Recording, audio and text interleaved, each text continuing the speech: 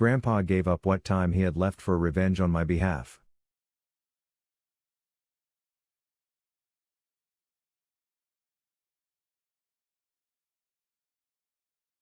I've been debating over posting this or not, but have finally decided I will. This is my grandpa's nuclear revenge on my behalf. So let's begin. I grew up dealing with a lot of mental health issues, as my mother is a drug addict and my father liked to ignore my existence as I'm the result of a one-night stand while he was married, so needless to say his wife hated me and their children treated me horribly as well. The only good people I had in my life was my grandma and grandpa on my father's side. I loved them and spent a lot of time at my grandpa's business. I'll explain that a little later. Now, at 14 everything went further downhill. I won't go into details but my mother almost passed away and I met a man, let's call him Goat, he looked like one. Long story short. Goat was 25 when I started seeing him and emotionally, physically, and sexually abused me. While I was under the notion that I loved him and it was okay. He pushed me away from my grandparents and isolated me for 2 years until a friend helped me get out of it.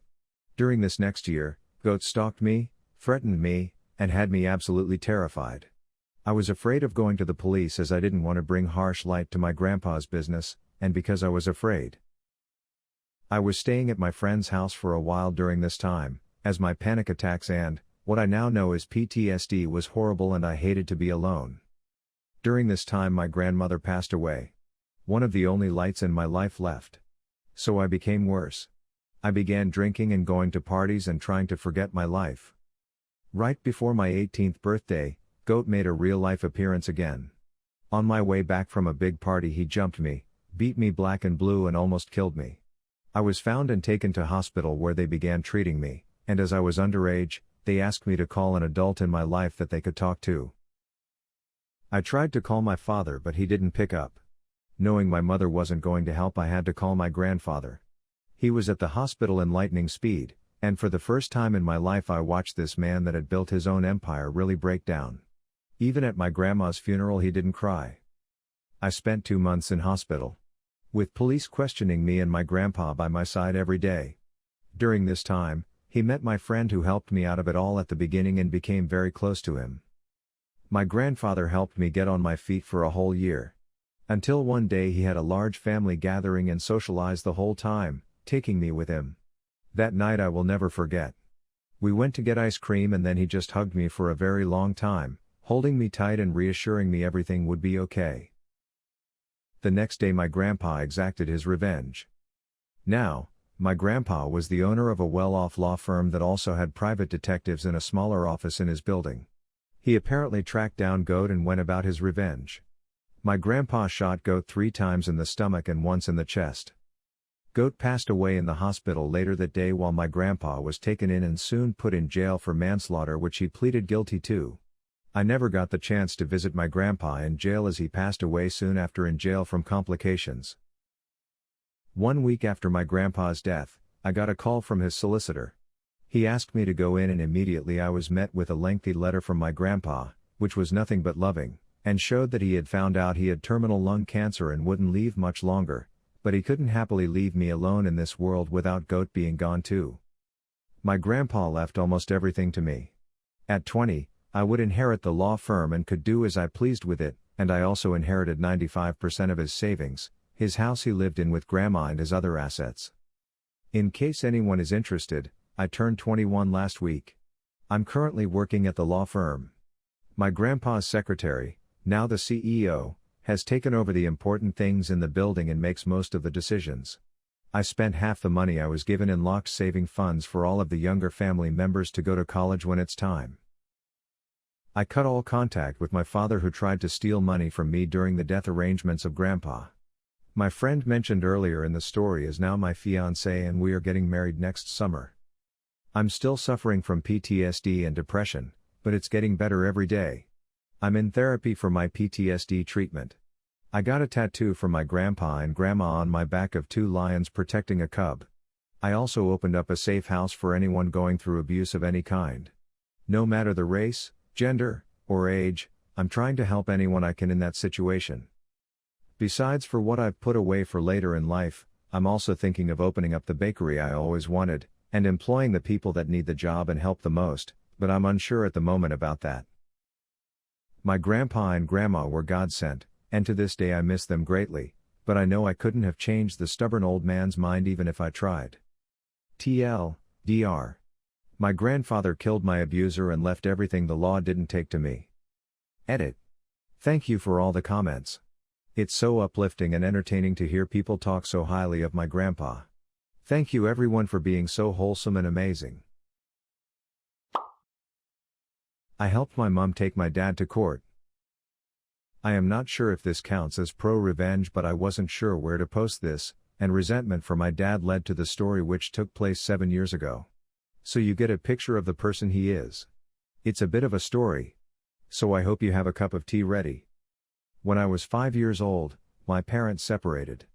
My mom tried explaining to us that it was just going to be my mom, my younger sister, and me from now on. But my younger sister and I came up with the story that he was at work whenever our friends asked. My dad was the life of the house. Always making friends with everyone he met out and about, playing with us and being the apple of our eyes.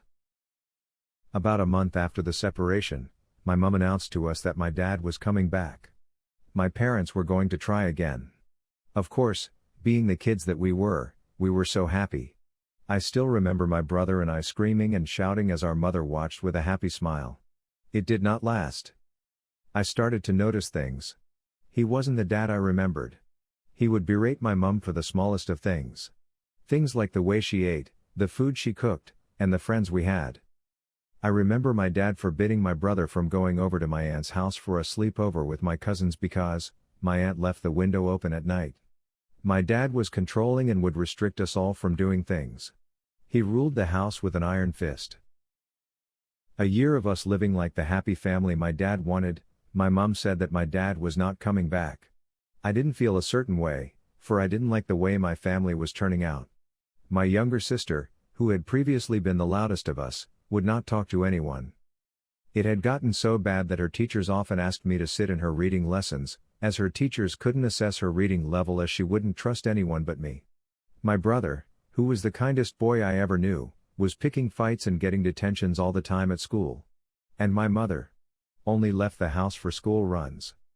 From then on, we would spend weekends at our dad's house and weekdays at home with Mom. I didn't feel a certain way about things. When she thought none of us were awake, my mom would sit at the dining room table where we used to eat and break down and cry. I wasn't sure why then, but now I know that it was due to the stress of having to raise 3 young children, keep a house running on a church secretary's wage, and my dad refused to pay for the house and only gave a fraction of child support. Our financial situation worsened. So my mom instead took up a second job as a childminder. By this time my brother was in high school and it was just my sister and I still in primary school. My mom worked so hard to help keep a roof over our heads and give us a normal life with little help from our dad. My dad on the other hand was living it up in his bachelor flat and the freedom to do whatever he wanted. His only fatherly duties being to see us on weekends. On one of my mom's bad days, she even let slip how dad had been cheating on her and I felt sick. He took me to a woman's house once when I was about 8 years old and home from school with tonsillitis. Even forced me to call her auntie and gush over how cute I was. He had sat me in the living room. I still remember watching the Sleepover Club on Nickelodeon whilst my dad and auntie were elsewhere. To make things worse, auntie was a close friend of one of my mom's church friends. My mom's church friend was a figure in the community and she had seen my dad and auntie together and gave my mom the heads up. Mom was distraught. People now knew about my dad's infidelity. Everyone at church offered to pray for her, they meant well, but to a prideful woman like my mom, it was soul-crushing.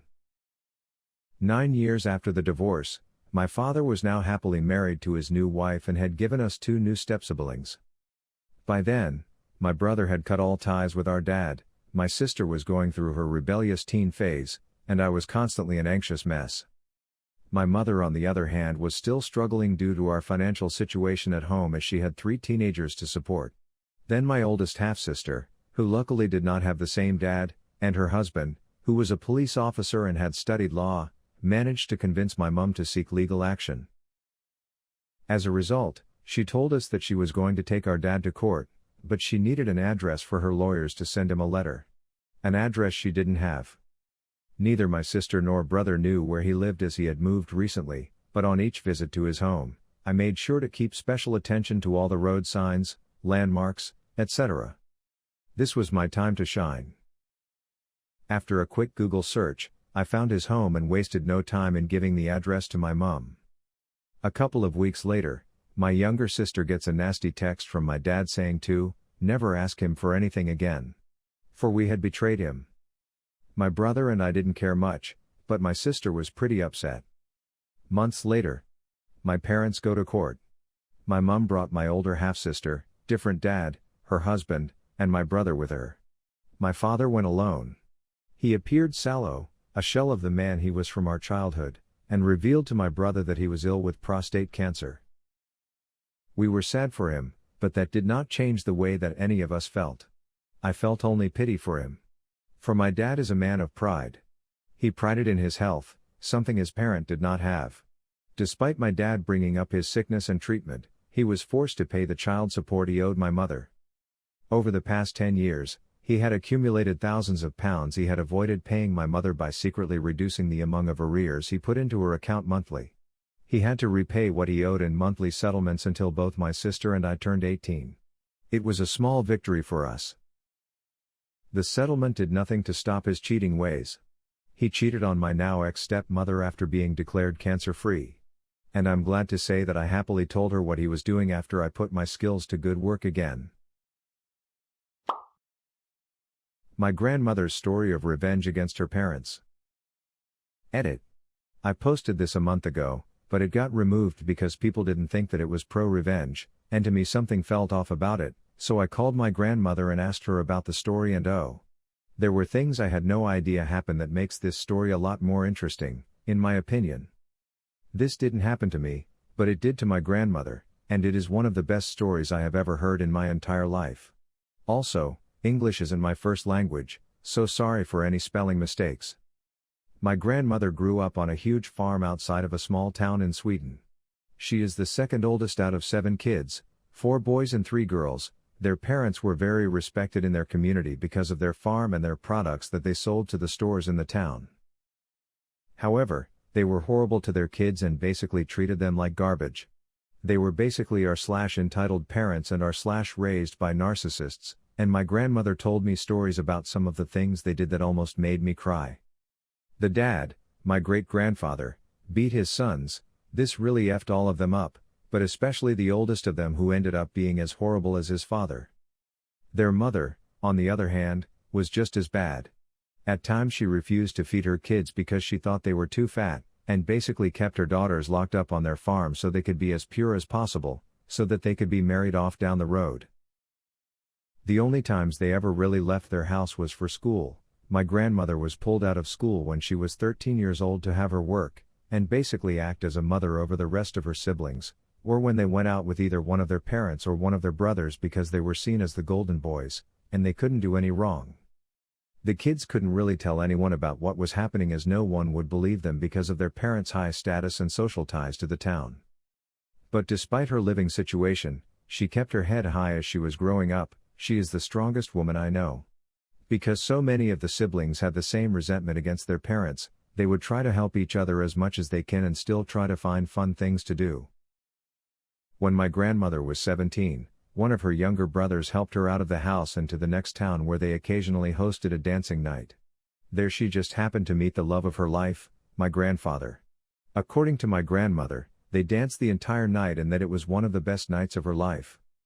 They continued to meet in secret as her parents would never approve of my grandfather because he was a lower class than my grandmother's family. My grandmother knew this very well, but she wasn't having any of it. Along with her siblings, excluding eldest brother, she planned out exactly what she was going to do to get away.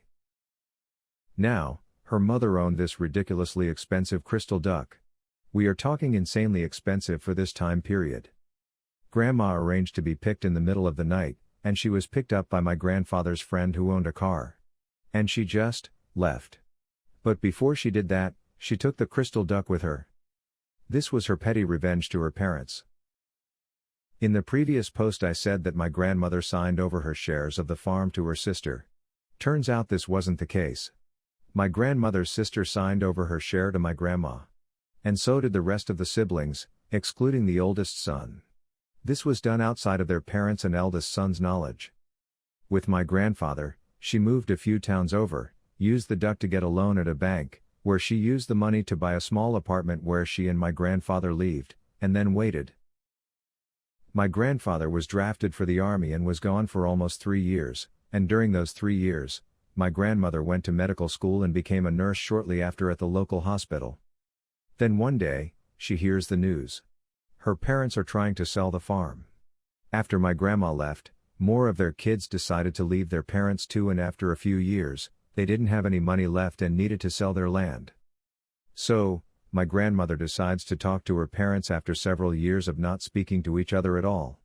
My grandma takes her shares to the farm, which exceeds her parents and her brothers. She also takes her savings. She is the best person when it comes to saving and is able to save as much as she can, and she buys out her parents' and brothers' shares, making her the sole owner of the farm and the land it sat on. She tells her parents that they must leave her land and find somewhere else to live. She then reassigned the shares back to her siblings, excluding her older brother, due to things he did in the past, and one of her younger brothers didn't want his shares back because he didn't want anything to do with the family. Between the leftover siblings, they decide that the youngest sister would get to leave on the farm as she was the only married one and she was pregnant. My grandma and grandpa moved back to her original town. They got married and shortly after they had my dad. To this day none of the siblings know what happened to the crystal duck, and oh God, the arguments they have had about it over the years, and the sly grin that would always form on my grandmother's face whenever someone mentioned it is priceless. My grandma didn't talk to her parents again after that. She didn't know where they lived or what they did after they moved out of the farm. Her mother tried to reach out to her when her dad died, but she didn't care, and later found out that her mom died a few years later. She didn't attend any of their funerals. She did find out where they are buried, mostly so she'd know where not to be buried. We have all been told by her that if they bury me at graveyard name, I am coming back to haunt all of you. My grandma and grandpa were married 56 years before my grandfather passed away, and every year on their anniversary they went back to where they first met, where they still host monthly dances, to dance.